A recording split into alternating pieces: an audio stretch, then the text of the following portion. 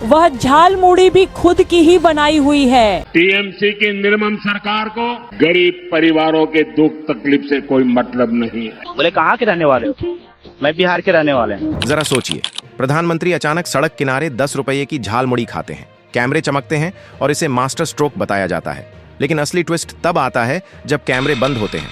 दावा है कि उस साधारण से दुकानदार ने अनजाने में ही सही प्रधानमंत्री के बड़े बड़े राजनीतिक दावों की पोल खोल दी है। ऊपर से विपक्षी नेता कीर्ति आजाद का तीखा रोस्ट, जिसने पूरी पीआर मशीनरी पर सवाल खड़े कर दिए। क्या यह महज एक चुनावी दिखावा था या सचमुच एक गरीब बिहारी दुकानदार की हकीकत ने सत्ता के दावों को बेनकाब कर दिया?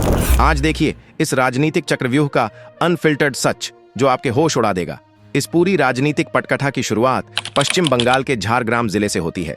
चुनावी रैलियों का मौसम था, राजनीतिक पारा अपने चरम पर था और हर पार्टी जनता को लुभाने के लिए अपनी पूरी ताकत झोंक रही थी।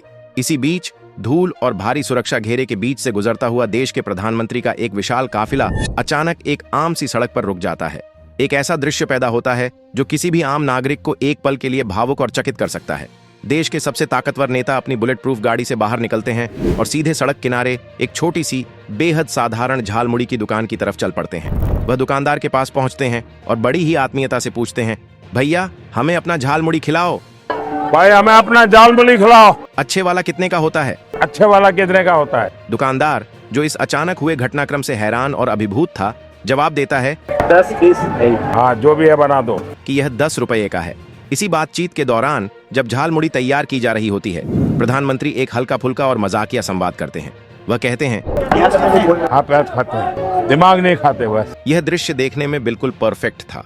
एक कद्दावर राजनेता का जमीन से जुड़ना, एक गरीब दुकानदार से बातचीत करना, उस नाश्ते को वहां खड़े बच्चों और महिलाओं में अपने हाथों से बांटना और फिर खुद उसका स्वाद लेना। अंत में प्रधानमंत्री जोर देकर उस दुकानदार को 10 रुपये का नकद भुगतान भी करते हैं। इसे तुरंत एक मास्टर स्ट्रोक के रूप में प्रचारित किया गया। इसे एक ऐसे नेता की छवि के रूप में गढ़ा गया जो जमीन से जुड़ा है, जो अचानक कहीं भी रुककर आम जनता का दर्द और उनकी खुशी बांट सकता है। लेकिन राजनीति में जो जैसा दिखता है, जरूरी नहीं कि वह वैसा ही हो।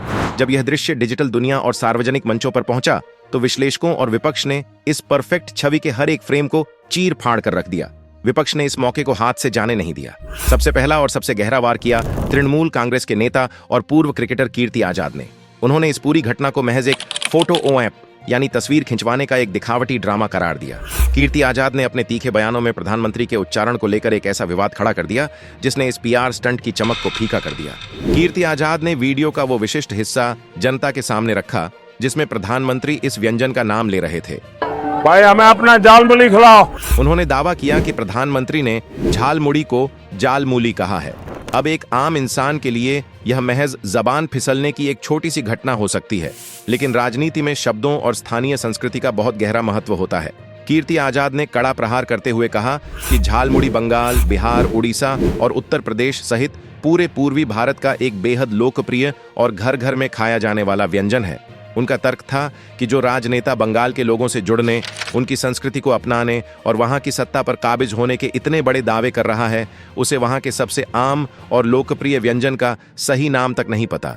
विपक्ष का यह तंज सिर्फ एक शब्द को लेकर नहीं था, बल्कि यह एक सीधा आरोप था कि प्रधानमंत्री का यह पूरा दौरा और यह अचानक लिया गया ब्रेक कोई स्वाभाविक घटना नहीं है, बल्कि एक थोपी हुई स्क्रिप्ट है। एक ऐसी स्क्रिप्ट जिसमें नेता स्थानीय रंग में रंगने की कोशिश तो करता है, लेकिन अपनी संवाद अदायगी में मात खा जाता है। यह साबित करने की कोशिश की गई कि यह जनता के साथ कोई असली जुड़ाव नहीं है, बल्कि सिर्फ कैमरों के लिए रचा गया एक खोखला दृश्य है। जैसे जैसे इस घटना की परतें खुलीं, एक और बहुत बड़ा सवाल खड़ा हो गया जिसने इस आम आदमी वाले नैरेटिव की जड़ें हिला दी। वह सवाल था कैमरे के रहस्यमयी एंगल का। जब कोई बड़ा राजनेता कहीं जाता है तो उसके साथ कैमरों की फौज होना एक सामान्य बात है। जब प्रधानमंत्री की गाड़ी रुकी और वह दुकान की तरफ बढ़े तो बाहर से उनके साथ चल रहे कैमरों ने उन्हें कवर किया।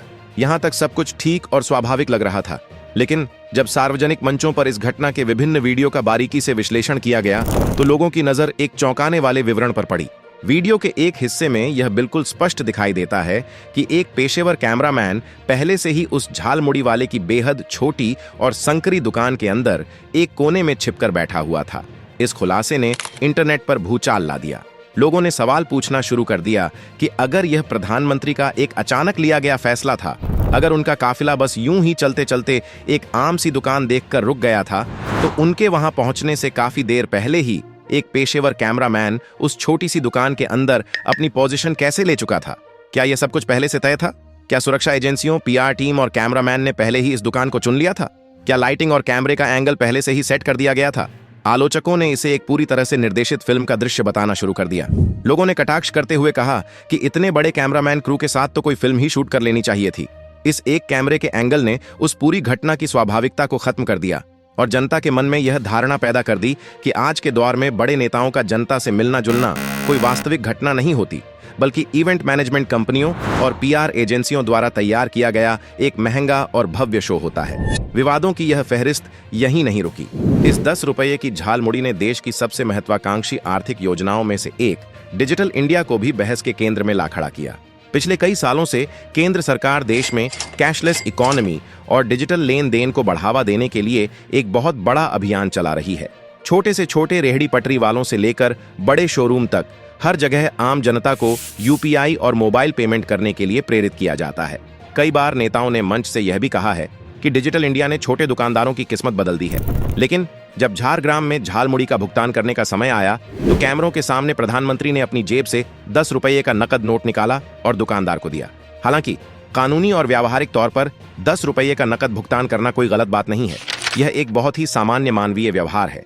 लेकिन जब बात राजनीति के शीर्ष स्तर की होती है, जहां हर एक हरकत प्रतीकात्मक होती है, वहां यह एक बड़ा मुद्दा बन गया। आलोचकों और आम जनता ने सार्वजनिक मंचों पर सवाल दागने शुरू कर दिए। उन्होंने पूछा कि जो नेता दिन रात डिजिटल इंडिया के फायदे गिनाता है, क्या उसे खुद इस मौके का इस्तेमाल एक छोटे दुकानदार को डिजिटल पेमेंट करके एक उदाहरण पेश करने के लिए नहीं करना चाहिए था? क्या डिजिटल इंडिया के नियम और उसके फायदे सिर्फ आम जनता को उपदेश देने के लिए हैं? इस छोटी सी नकद अदायगी ने विपक्ष को सरकार की कथनी और करनी के बीच के अंतर को उजागर करने का एक बड़ा राजनीतिक हथियार दे दिया। अब हम इस पूरी कहानी के उस सबसे अहम, सबसे खौफनाक और सबसे बड़े एक्सपोज की तरफ बढ़ते हैं, जिसने प्रधानमंत्री के बड़े बड़े राजनीतिक दावों को सीधा कटघरे में खड़ा कर दिया। और यह खुलासा किसी और ने नहीं, बल्कि उसी झालमुड़ी बेचने वाले दुकानदार विक्रम की सच्चाई ने किया था। हुआ यूं कि इस झालमुड़ी ब्रेक से ठीक एक दिन पहले प्रधानमंत्री ने बंगाल में एक विशाल चुनावी जनसभा को संबोधित किया था। उस रैली में उन्होंने राज्य की सत्ताधारी पार्टी टीएमसी की निर्मम सरकार को गरीब परिवारों के दुख तकलीफ से कोई मतलब नहीं है। उनका तर्क था कि जो बच्चा 15 साल पहले बंगाल में पहली कक्षा में पढ़ता था, आज वह रोजगार के अभाव में अपना राज्य छोड़कर दूसरे राज्यों में पलायन करने को मजबूर है। प्रधानमंत्री का यह सीधा दावा था कि बंगाल में रोजगार नहीं है और स्थानीय सरकार पूरी तरह विफल हो चुकी है। लेकिन राजनीति की विडंबना देखिए, जब मीडिया कर्मियों ने उस झालमुड़ी बेचने वाले दुकानदार से उसका परिचय पूछा, तो विक्रम नाम के उस व्यक्ति ने बड़ी ही सादगी से बताया कि वह मूल रूप से बिहार का रहने वाला है। जी हाँ, बिहार। विक्रम ने बताया कि वह अपना परिवार पालने और 2 वक्त की रोटी कमाने के लिए बिहार से पलायन करके बंगाल आया है और यहाँ झालमुड़ी की दुकान लगाता है। विक्रम के एक साधारण से जवाब ने पूरी राजनीतिक बिसात पलट दी। विपक्ष ने सीधा सवाल दागा, अगर बिहार में 20 साल से एनडीए की नीतियां इतनी ही सफल हैं, तो विक्रम को रोजगार के लिए उस बंगाल में क्यों आना पड़ा जिसे खुद प्रधानमंत्री रोजगार न देने के लिए कोस रहे हैं? यह एक ऐसा तार्किक चक्रव्यूह था जिसमें सत्ताधारी दल पूरी तरह फंस गया। एक तरफ पीएम स्थानीय सरकार को पलायन पर घेर रहे थे और दूसरी तरफ अपनी ही समर्थित सरकार वाले राज्य से पलायन करके आए युवक के हाथ से नाश्ता कर रहे थे। यही थी वो असली पोल पट्टी। विक्रम ने किसी के खिलाफ एक भी गलत शब्द नहीं कहा, लेकिन उसकी जमीनी हकीकत ने चुनावी भाषणों को खोखला साबित कर दिया। झारग्राम की यह घटना आज की पीआर संचालित राजनीति का कड़वा आईना है, जहां 10 रुपये की झालमुड़ी ने यह साबित कर दिया कि रोजगार और पलायन महज चुनावी जुमले हैं और एक गरीब आज भी रोटी के लिए दर दर भटकने को मजबूर है। तो दोस्तों, इस झालमुड़ी ब्रेक की पड़ताल पर आपकी क्या राय है? क्या यह जनता से जुड़ने का जमीनी प्रयास था या महज एक चुनावी पीआर स्टंट? एक बिहारी युवा का बंगाल में ठेला लगाना क्या वाकई पलायन के बड़े दावों की पोल खोलता है? अपनी राय कमेंट्स में जरूर बताएं। अगर यह निष्पक्ष ग्राउंड रिपोर्टिंग पसंद आई हो तो वीडियो को लाइक और शेयर करें। राजनीति के ऐसे ही अनफिल्टर्ड सच और डॉक्यूमेंट्रीज के लिए चैनल को सब्सक्राइब करके बेल आइकन जरूर दबाएं। मिलते हैं अगले वीडियो में एक नए विश्लेषण के साथ। जय हिंद।